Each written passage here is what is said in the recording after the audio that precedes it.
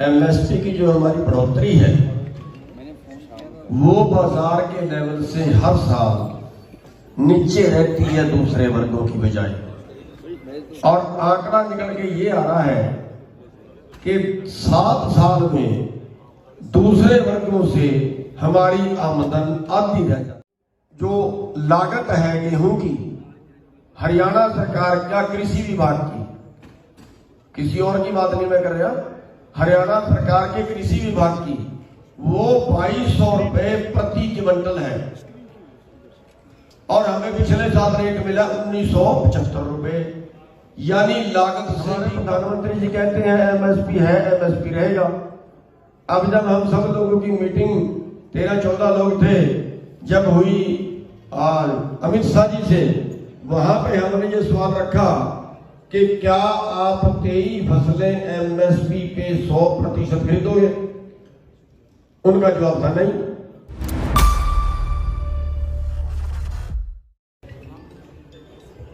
मैं 2-3 पॉइंट पे एमएसपी पे रखना चाहूंगा बात।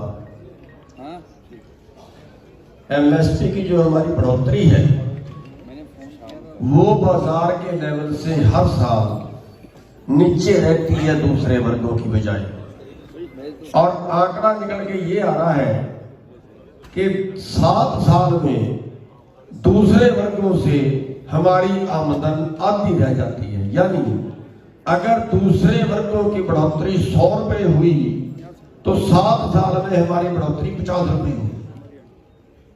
इसलिए खेती का जो लेवल है वो नीचे आ रहा है, और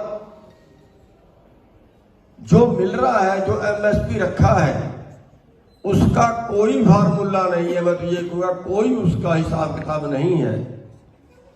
पिछले साल का जो लागत है गेहूं की, हरियाणा सरकार का कृषि विभाग की, किसी और की बात नहीं मैं कर रहा, हरियाणा सरकार के कृषि विभाग की, वो 2200 रुपए प्रति क्विंटल है, और हमें पिछले साल रेट मिला 1975 रुपए।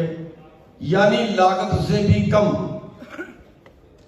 और एक हमारी मीटिंग थी सीएसीपी के चेयरमैन से, हमने उनसे सवाल किया कि आप लागत से भी कम रेट की सिफारिश कर रहे हो, इसका आधार क्या है? उन्होंने कहा जी हमारे कई पॉइंट हैं, महंगाई ना बढ़े, विदेश से क्या भाव आएगा वगैरह वगैरह, कई पॉइंट उन्होंने गिनवा दिए। हमने कहा कि आपका काम है लागत और मूल्य, लागत कितनी आई है और मूल्य कितना देना है। लेकिन आपने क्या कर दिया, आप तो ठेकेदार बन गए। आप सिफारिश करिए कि इतनी लागत आई है, मूल्य देना है, सेंट्रल गवर्नमेंट करे, ना करे तो अगला काम सेंट्रल गवर्नमेंट का है। खैर, अब कुल मिला के उससे अगली ये हुई कि हमारे प्रधानमंत्री जी कहते हैं एमएसपी है, एमएसपी रहेगा। अब जब हम सब लोगों की मीटिंग 13-14 लोग थे जब हुई अमित शाह जी से, वहां पे हमने ये सवाल रखा कि क्या आप 23 फसलें एमएसपी पे 100% खरीदोगे? उनका जवाब था नहीं। हमने कहा फिर क्यों बोल रहे हो एमएसपी है और एमएसपी रहेगा? तो वही चीज है जो गौब साहब ने बताई कि हमें एमएसपी से 3 लाख करोड़ हर साल कम मिलता है, और सरकार कहती है हम 3 लाख करोड़ कहां से लाए? अब 3 लाख करोड़ कुछ है ही नहीं उनके लिए।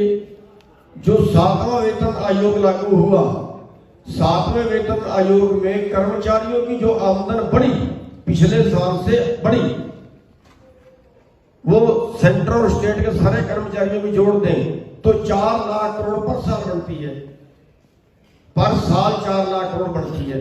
और पूरे देश को एमएसपी दे दो 3 लाख करोड़ बढ़ता है, और वो 3 भी नहीं बढ़ता। अगर सरसों का तेल बाहर से ना मंगाए तो सरसों एमएसपी से ऊपर, मक्का अमेरिका से ना मंगाए मक्का एमएसपी से ऊपर।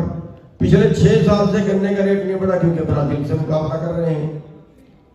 तो इसलिए सुनने वाला कोई नहीं है। हमने इस पे 2013 में हाई कोर्ट में केस किया, हरियाणा, पंजाब और केंद्र सरकार को पार्टी बनाया कि एमएसपी से खरीद शुरू होनी चाहिए। एमएसपी का मतलब क्या है? हाई कोर्ट ने हमारी बात मानी केंद्र सरकार, सेंट्रल सरकार, स्टेट सरकार, तीनों सरकारों को कोई जवाब नहीं आया। लेकिन सरकार ने ऐसा दबाव दिया कि हाई कोर्ट ने वो केस अलमारी में रख दिया, फैसला सुनाने की हिम्मत नहीं हुई आज तक। तो एमएसपी में होना क्या चाहिए? अगर जैसे आप प्राइवेट कर रहे हैं ऐसे ही अगर वो करें, वैसे तो WTO में चले गए हैं। WTO में शर्त है कि किसी भी देश की सरकार अपने देश को वर्ल्ड मार्केट से ज्यादा रेट नहीं दे सकती, वो एक गले की फांस बन गया। लेकिन अगर इनको प्राइवेट भी देना है, जैसे ये कर रहे हैं, ये तीनों कानून एमएसपी को खत्म करने के लिए ही बनाए गए असली तो होना क्या चाहिए? अगर बाजार में भी किसी ने खरीदनी है, मान लिया हमारा मक्का बाजार में खरीदा, मान लिया एक भाई गेहूं की तरह कर रहा था कि 1800 रुपए बाजार में बिकी और रेट 1975 है, तो 175 रुपए सरकार दे दे। अगर इनके पास रखने की जगह नहीं है, अगर इनके पास व्यवस्था की जगह नहीं है, तो भाव अंतर जो बीच का अंतर है एमएसपी का, वो सरकार दे दे। और जो राष्ट्रीय नमूना सर्वेक्षण की रिपोर्ट आई है 2014 की, उसमें अभी 6% खरीद रही है सरकार और कह रहे हैं एमएसपी है और एमएसपी रहेगा। तो इसलिए हमारी जो मांग है वो ये है कि 100% जितना कई फसलें जितनी देश में पैदा होती है उनका जितना मूल्य बढ़ता है वो किसान की जेब में जाना ही चाहिए, चाहे सरकार भावांतर दे और चाहे सरकार सीधा दे। लेकिन इससे अगली मैं एक बात ये कहना चाहूंगा कि ये यहां पास करने से क्या होगा? अच्छा है कि हमारे भाई फैसला लें कि अगली बार हम अपने सारे संसद असली वाली संसद में भेजेंगे चुन के, और वहां बैठेंगे आप बनाना कानून। और ये तो हमारी जमीनें बेच रहे हैं कारपोरेट को, फिर चाहे कारपोरेट की कंपनियां जनता को बेच देना। धन्यवाद।